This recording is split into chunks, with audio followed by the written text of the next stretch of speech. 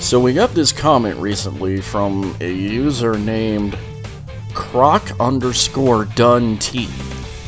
He says, "Ooh, actually bought Bound by Flame. Ooh, are a gluten, the number 4 punishment. Play the 3D Castlevania games." Well, I guess I gotta do it now, I mean. These games are generally seen as inferior compared to the side-scrolling Castlevanias, which is where the gluten for punishment comment comes from. We did Metroidvanias last year, so it's only natural to do the 3D ones, since Angry Video Game Nerd already did the classic ones. No canonical horse fooling like last time, because I couldn't even try to make a link between the Metroid Prime trilogy and these games. Metroid Prime is also 3D FPS. I'll also attempt to try to keep the plot summaries short, and instead focus mainly on gameplay differences between each one. So we're going into Castlevania Legacy of Darkness. This game came out in 1999, and the box art shows it. I mean, just look at this. This could be the most beautiful thing I've ever seen printed on a box. That's a joke. As for the graphics, I'd say this game looks good for a Nintendo 64 game, even though it counts as a late launch title. It's 4 years after the N64 came out, so there you go. Water looks good. Models are okay. Lighting is good. It's got that Silent Hill-esque style fog. And just an overall great Castlevania ambiance. They did a good job nailing that feel. The free-roaming camera is a nice touch, and doesn't have as much of that mid-90s 3D platforming putridness that some other games had. Looking at you, Crash. Alright, now this audio, let me tell you, it is freaking loud. Everything in this game is loud, dude. Straight up.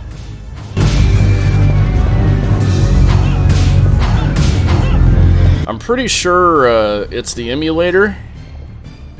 I don't want to pay retail to figure out if it's the emulator or not, because then I have to buy a Nintendo 64 and this vastly overpriced game. Maybe the emulator played everything at a ridiculous volume just for this game. I never remember having trouble with volume issues on Star Fox, but we'd have to pull sound files from the ROM just to be sure. Sound effects, you know, whips crack, skeletons crumble, monsters cry out when they die. It, again, nails the overall feel of a Castlevania game. There's very little voice acting, though, probably because of file storage limitation on the Nintendo 64 cartridges. It's not a CD. Music, Masahiko Kimura? My Japanese is terrible. Did a good job of bringing the classics over.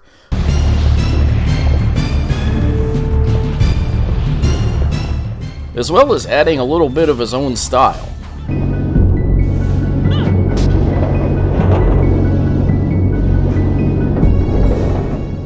Into the mix, which is great. Anytime there's a new Castlevania, you kind of want to put the fresh team's spin on the entire situation. This level design, the element of the third dimension, and this goes for all the other games we're going to cover in this video. The element of the third dimension adds a ton of space to what would otherwise be a normal Castlevania level. These levels feel appropriately sized, not too big, not too small. Except this maze here. This maze is awful.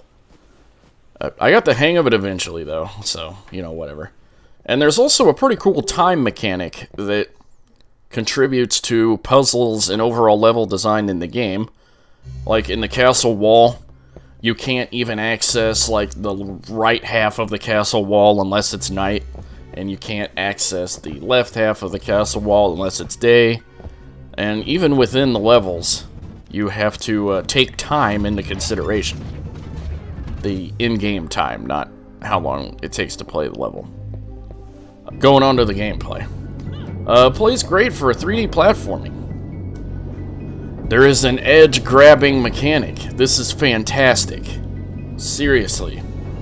All 3D platforming games need something like this. I mean, if I made the N64, if I was working at Nintendo at the time, I would put it on myself to make an edge-grabbing API for all developers to use, to make edge-grabbing as simple as possible. Controls are nice and snappy, and I didn't find this game, except for the very beginning at that pirate ship, but I didn't find this game as clunky as other people have. Probably because I played Silent Hill before, though. That game can be pretty clunky. But, or even Deus Ex. I've played Deus Ex before. That game can be really clunky. So, marching on to our brief plot synopsis, this is strictly for the sequels, or the prequels, yeah. This is strictly for the prequels. If you want to watch a review on Castlevania 64, it's been done to death already. This is strictly for the prequel content. So, our man Cornell, the main character, the person you play as, has a stepsister, Ada, that was offered as a sacrifice to resurrect Dracula by our antagonist, Ortega. And there's your main plot. We have to go through lakes, forests, villas, and the castle itself to get to Dracula and Ortega. It was 99, it was a simpler time. Along the way, we do run into this really small subplot, and actually you do have to finish this part to gain access to further content in the game. But this subplot, this submission, involves the Oldry family, and they are in discourse because a couple of big bads that you never get to see, Gil de Rey and Actrice, turn the oldest man, the senior, into a vampire. So, because they don't want to live with a vampire anymore, they have to banish him. And then there's the son that's trapped in the before-mentioned maze in the backyard. He is being chased through the maze by Frankenstein. So, if you safely guide him out, then you get to play his branch of prequel content later in the game, after you beat this. So, whenever we get to Ortega, he says that Ada does not even need to be sacrificed. A sacrifice of Cornell's werewolf transformation ability is more than enough. So instead of sacrificing Ada, which is a positive plot twist if you ask me, this here, we can just get rid of his ability to transform into a werewolf, which I forgot to talk about. He had a hidden werewolf transmutation ability that you can do on command. Kind of like Alucard back in Symphony of the Night. So, okay. That's good. I'm gonna have to apologize, gang. I had to cheat to beat this, because this is the hardest boss fight I've ever done. I don't know how people can beat this. Like, all the sequences are like kind of clunky, and the time spacing is off, and that's probably how people do it, is they have to get used to these really weird time sequences, and you know, whatever the sequence of movements is for him, but you have a limited space to move, basically the bottom left corner of the screen, and his attacks are almost undodgeable. You have to be frame perfect. So I had to cheat to capture this last bit of footage. And then after we do this mode, we unlock Henry's mode. And you remember the kid from the maze, right? Well, he grows up to be a knight. And he rescues kidnapped children in the land.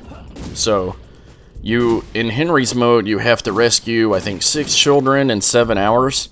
So it's kind of like a speed run built into the game. Like a speed run mechanic built into the game. So, this is probably the closest to a classic Vania, or Castlevanias 1 through 4, the 3D series will ever be. There are no item upgrades. There's no character upgrade.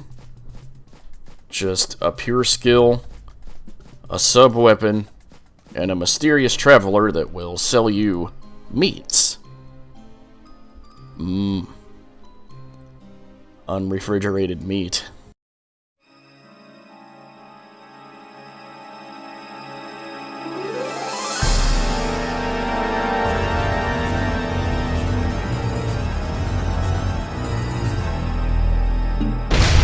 So we're going on the Lament of Innocence.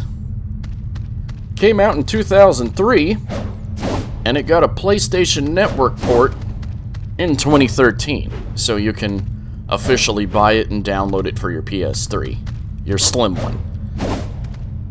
Definitely mark box improvement. I mean, just look at this. This is actually pretty cool. I'm not afraid to have this on my shelf. So we're switching into more of a hack and slash style game, and it gets bonus points for playing well on the PS2 emulator on the PS3. This is fantastic. As for graphics, textures are great quality. They do get a bit samey. They start looking in the same and blending the same, since most of the game takes place in various stone buildings. So there's not a lot of character between levels, but I mean, come on. It's like a Renaissance thing. How can you go wrong with giant medieval stone buildings? Anyway, character models could use a little bit more detail, honestly. We're close to Grand Theft Auto level people here. I mean, it's a little bit better than that, but not much. Great lighting. Lighting has always been fantastic in Konami games, especially Silent Hill 2. And the motion is smooth and fluid. I have no complaints. Though, actually, hold on a second. I do have one small little complaint. I don't know what this is supposed to be, how strong this whipping animation is. Yeah, what is this supposed to be? As for the audio, way quieter than Legacy of Darkness, which is fantastic.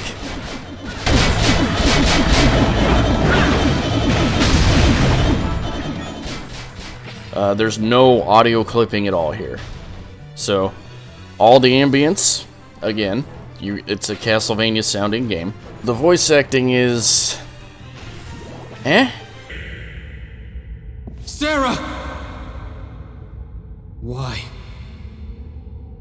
Why won't she answer? It seems the lady is tired. It's not fantastic, but it's not bad either, so... Michiru Sama is at the helm for music. So we automatically get the Moat Award for this one. Music of all time. That's what Moat stands for. There's plenty of genres to keep your ears entertained, and actually, most, if not all, the music feels in place. It feels organic.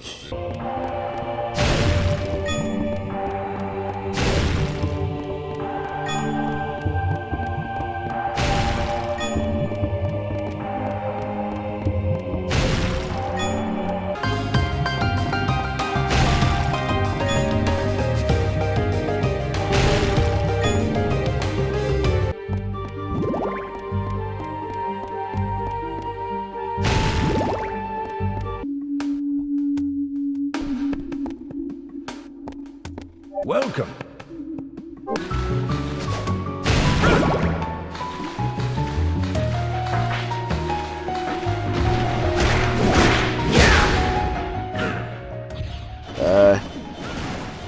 except for this Anti-Soul Mysteries lab track.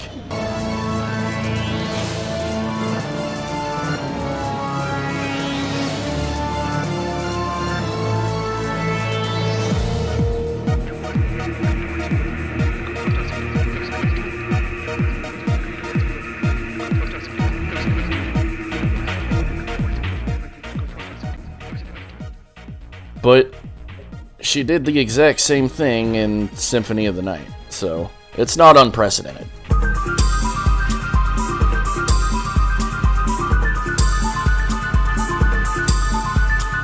Too many people give this game a hard time for being repetitive. But it's hallways and corridors, bro. That's what makes up the bulk of all Castlevania games, even the side-scrollers.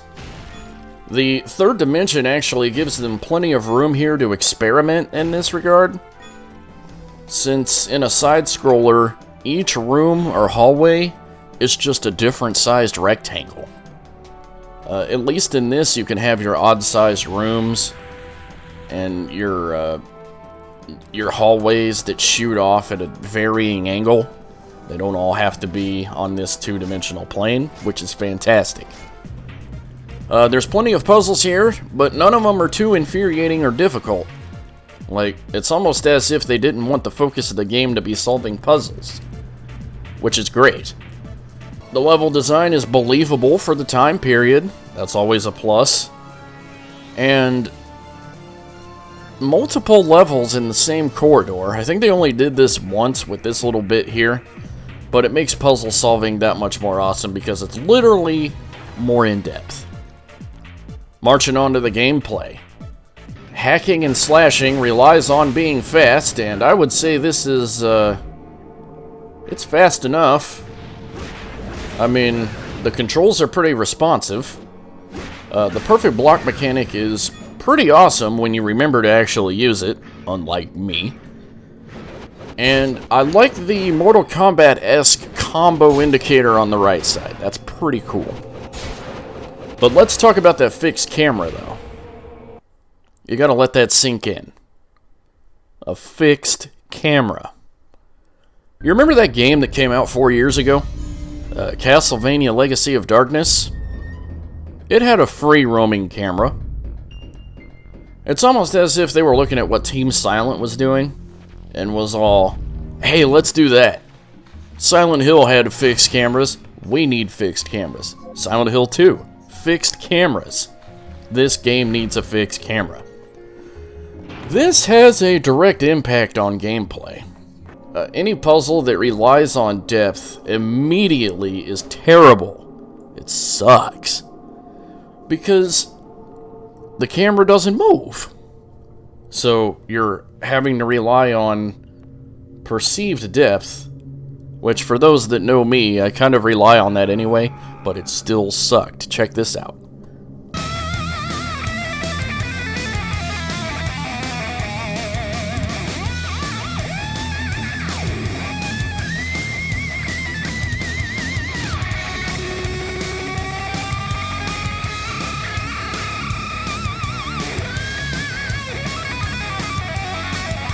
Sometimes they also make you rely on the leap of faith, which I guess is okay in a side-scroller. I never liked leaps of faith in any game, but especially in a 3D game where a 3D leap of faith has a lot more room for error, because now you have movement on 3 axes, it's not just 2. So you can't just overshoot or undershoot a platform. You can also now sidestep a platform, or side shoot a platform, I guess you'd say. What I'm saying is it's terrible. So, the concept of leveling your character doesn't apply here. Maybe the Belmonts are just not canonically allowed to level up. You do get item upgrades and better whips, though. It's also nice to see elemental representation and weaknesses and resistance.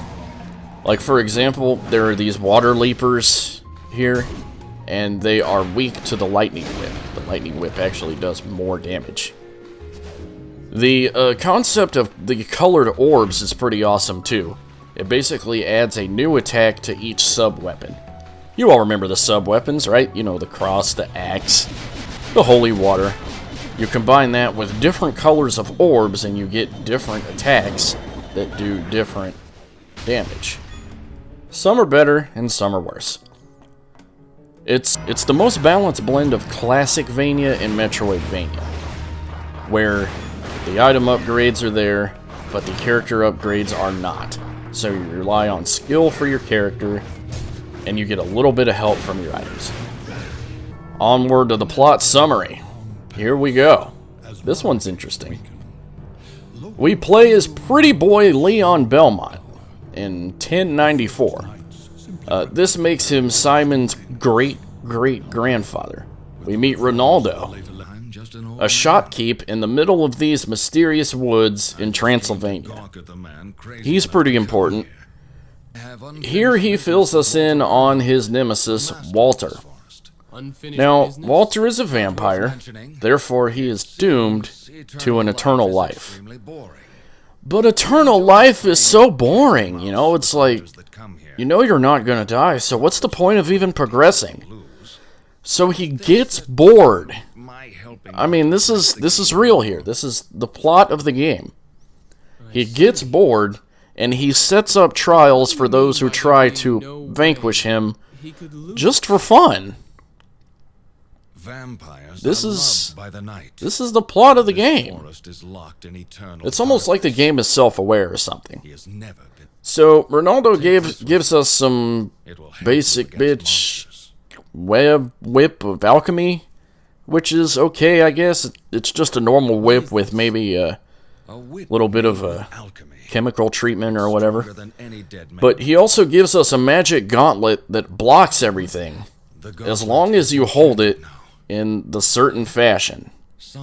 We get 5 tutorial sections before starting the 5 test chambers. Pretty boy Leon has to fight his way through each of the 5 different chambers, gaining different elemental damage on his whip and better equipable items, not to mention the orbs. Also, all the chambers need to be finished to break the magical seal on Walter's chamber door, so you just gotta do them all anyway. Walter trolls pretty boy Leon by dropping the love interest off of the balcony as soon as he gets in. Clearly a move inspired by Michael Jackson. Ronaldo offers to shelter Sarah after being dropped off the balcony, and we learn how to upgrade our basic bitch whip to the legendary Vampire Killer. That's right. This is how the legendary Vampire Killer whip got made. We need Sarah's pure soul to possess the whip, so she needs to be sacrificed. Well, that's a shame. We don't see her but for a few minutes in the intro, and then when she's dropped off the balcony. So she serves an important point in the plot, without even having to be on screen for a lot of the time. The magic of video games. Anyway, with Vengeance and the Vampire Killer in tow, we go through the accursed pagoda. It's a pagoda inside a castle. Great. A series of battle and stage design puzzles to the final boss. We have to slog through them because we have to prove our worthiness to go up against them. And Walter is actually kind of tough. One of the tougher boss battles. But this battle with death is next to impossible, dude. I spent 2 hours. I spent probably an hour or 2 just trying to do this. I mean, if you ask me, it's actually a little bit worse than Legacy of Darkness because that fixed camera just kills it, dude. It kills the entire flow of the game. It's 3D. I mean, come on.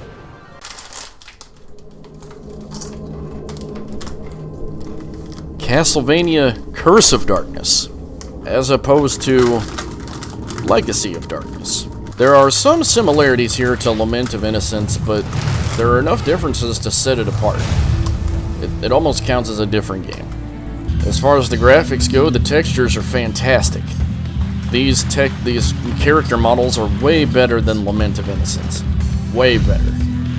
And this video feed looks a bit blocky, but that's because I don't have the PS3's smoothing capability to make all the jaggies go away on the video feed.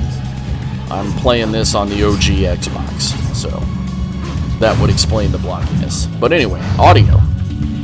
Michiru-sama is at the helm again. So the music, again, gets the Music of All Time award. There's a wide variety of genres, like anything else she's done. And we also get to hear the genesis of Bloodstained.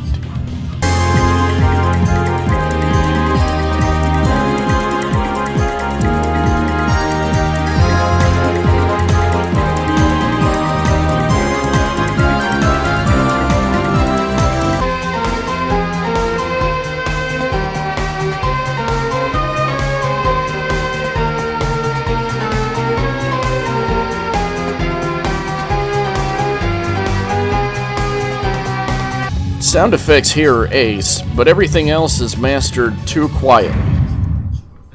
I had to boost this audio in post. But here we go again.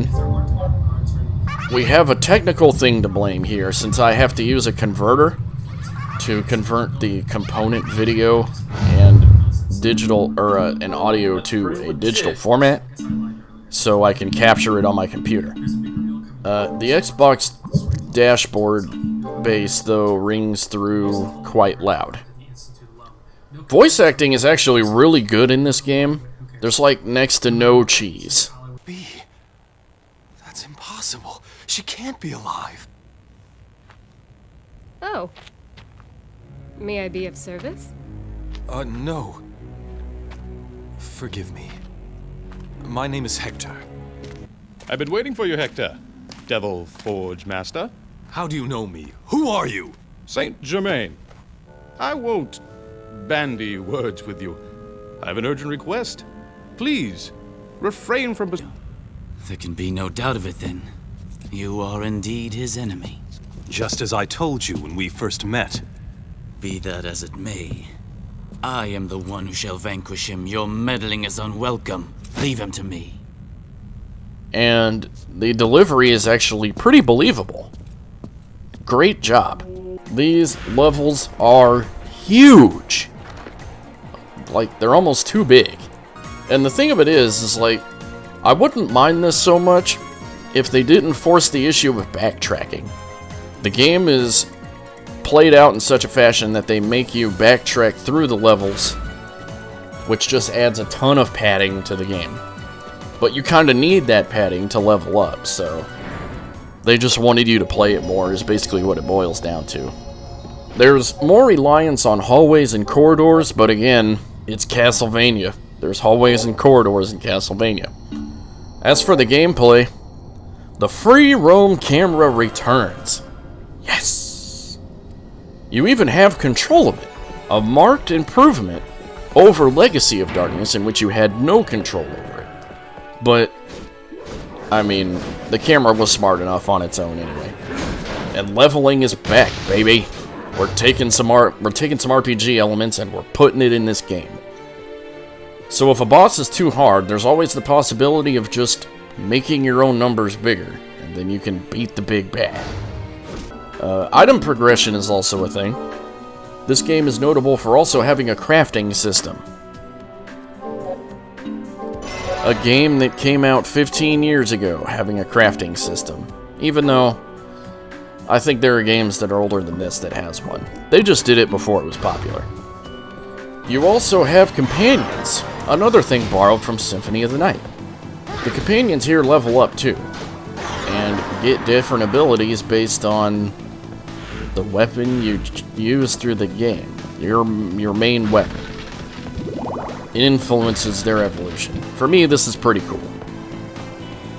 We also are unabashedly lifting things from other games here.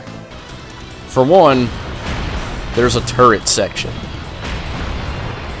A turret section in Castlevania. And anyway, There's also the innocent devils I talked about earlier, the companions. These are the same thing as I mentioned before in Symphony of the Night, but they evolve. Like Pokemon. Hey, kids still like Pokemon, don't they? You know. Hacking and slashing is also really fast. I love my really fast hacking and slashing.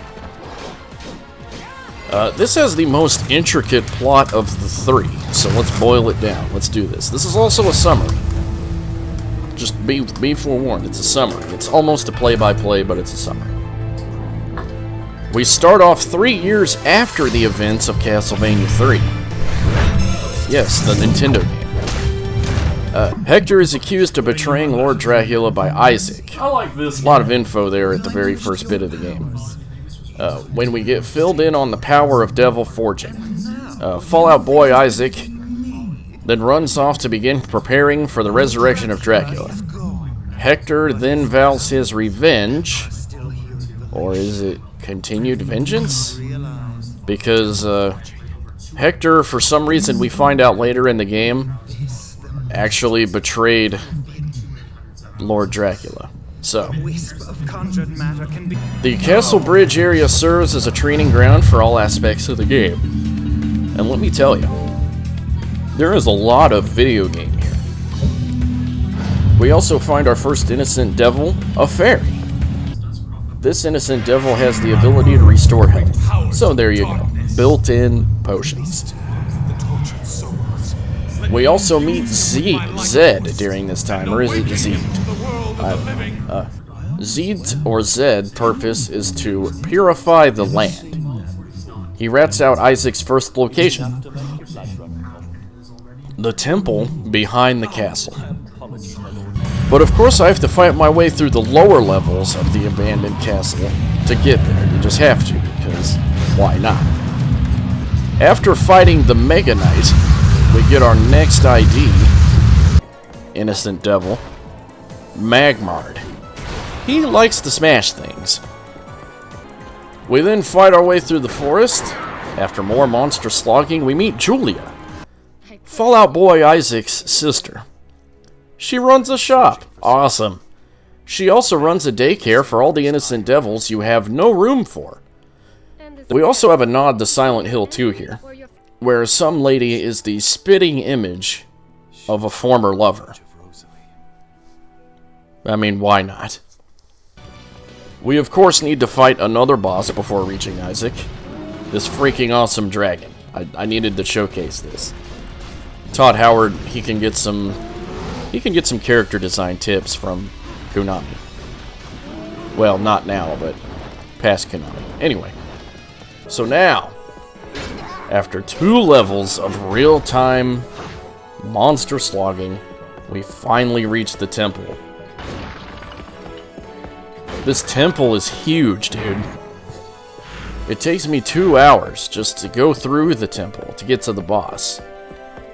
But after the temple monster slogging... Hold on a minute, that's not Isaac. That's Trevor. That's right, boy. The Trevor Belmont from Castlevania 3. And he's got some kick-ass new moves.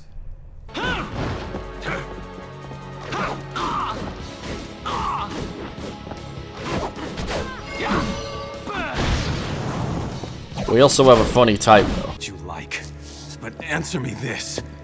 Are you not Trevor Belmont? Trevor Belmont. Trevor Belmont. We have to fill Trevor in that we are also seeking to fight Isaac and Lord Dracula. We're on his side. Now, left pretty much directionless, Hector mercilessly slaughters his way through various stages and high-level monsters. On the way, we meet the Grand Illusionist, Saint Germain, again, who reinforces the fact that he is looking for Isaac as well. That's cool. I always like these scenes where it's like, hey, I'm doing this. Hey, I'm also doing this. That's awesome. Thank you. Keep in mind, though, that each plot point I'm bringing up here, there's at least an hour or 2 of gameplay to even get to these. So by now, I'm up to about 8 to 10 hours. So now, I run into this cool little one-off room that explains what each chair in the game is for. Yes. It is here that we see the genesis of Igarashi-san's obsession with chairs. Guy has a weird obsession with chairs. But at last, after a few more levels, in Cordova Town, we have our first showdown with Fallout Boy's Isaac. He has this interest in seeing how strong I've gotten since the beginning of the game. The answer is, not strong enough. I had to grind a little bit before beating him. He says I'm still not strong enough, though, after beating him right here. Well, so we have to slog our way through the clock tower, because it's a Castlevania game. Every Castlevania game needs a clock tower to meet the Grand Illusionist himself.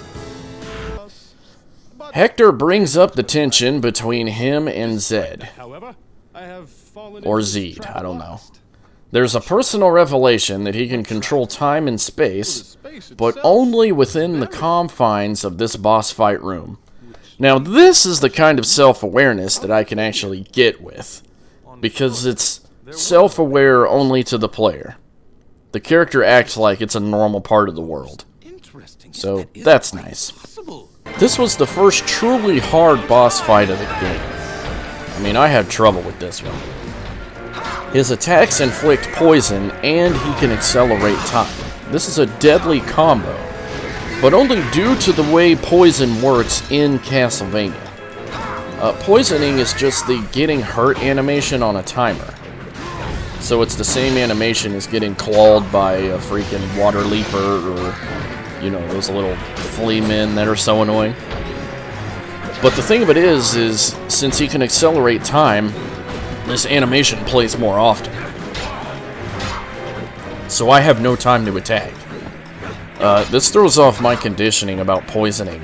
All the serums that I acquired through my adventures leading up to this point were used here. Because, I mean, it's poison. It's gonna kill you. So at the end, we also find out that he's interested in testing Hector's power. What's the deal here? Anyway, after a couple of hours of demon slogging, later, we meet up with Trevor again. I always like seeing Trevor. Trevor's a cool guy. We catch him mid-fight with Fallout Boy's Isaac. Zed then shows up to spoil where you must go next. A hidden chamber in the abandoned castle. We get warped there. We don't even have to go there ourselves. He wants to see how much more powerful Hector got compared to last time. Trevor himself got it quite a bit stronger too. It was probably more likely though that he was holding back because of the whole Belmont's not leveling trope. But anyway, I was not strong enough to do this battle when I found it, so more grinding was required. After schooling him though, he says Hector needs his help, but more specifically, his blood. Evidently, the blood of the Belmont is needed to cross into the realm that Dracula and Isaac are in, so we get a nice little portal to the realm. So after the trials of the late game battery of bosses, and they throw a lot in here, I think there's like 5 in this realm, we get to Isaac's space.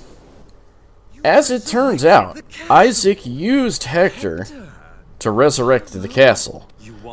So now it's a fight to the death to find out who either gets to serve or try to kill Dracula. Again, I'm not strong enough to do this, so I had to grind a little bit here. But hold on though, Hector. After beating him, we find out Dracula's curse is the desire to have vengeance. So Hector must resist the urge to rip Fallout Boy's Isaac apart. But then we find out that Zed is actually a personified version of death. He was using us both. Can you trust anybody in this game? I mean, seriously. Can you trust anybody in this game? This is actually the easiest death fight in Castlevania history. Pretty sure I can say that now. I beat it on the first try. I never beat death on the first try, usually. Especially Castlevania 4. That thing was a load. We then meet the big man himself, Lord Dracula. And again, this is one of the harder Dracula fights. If you went for DPS in this game, you're screwed, since Dracula's defense rating is ridiculous. And I unfortunately went for DPS. But through perseverance, I beat him, but my computer crashed as I was recording the in-game footage, so you don't get to see it. Sorry, gang. Funding's a bit low here at the squadron. But anyway, great plot. This is probably my favorite 3D Castlevania. As a matter of fact, let me put the graphic up. Mine goes, Curse of Darkness, then Legacy of Darkness, then Lament of Innocence. But that's not saying Lament of Innocence is a bad game, because it's not. It's just the worst 3D Vania. So, the real question here, are these 3D Castlevania games as good as their side-scrolling counterparts? This reporter says yes. I've always been a big fan of Castlevania lore, and it's not like the side-scrollers are bastions of gameplay originality anyway. Classic Vanias count as Mario or Mega Man with different sprite sets and jumping ranges, though for what's worth, the sub-weapons actually do add quite a bit of variety in what would otherwise be a Me Too game. Metroidvanias throw RPG elements into the mix for a greater sense of progression, but again, it's not original. Leveling has been around for years before then. These 3D-Vanias, though, can be seen as paving the way for the God of War series, which is better rated and sold more than these games. Hacking and slashing in general, though, was a thing that bubbled up during the 2000s, with a lot of other properties entering the mix, so there you go. Basically, the real point I'm trying to make here is that I like my Japanese interpretation of European lore. I love the Castlevania games. If it's got a Castlevania logo on it, I'm probably gonna like it. Although I never played Judgment yet. Now, the keen among you have noticed that I had to skip a couple. Pepperdog was pretty insistent on having this video out on Halloween, but I didn't have time to play all the games. So, those games are gonna have to wait for part 2.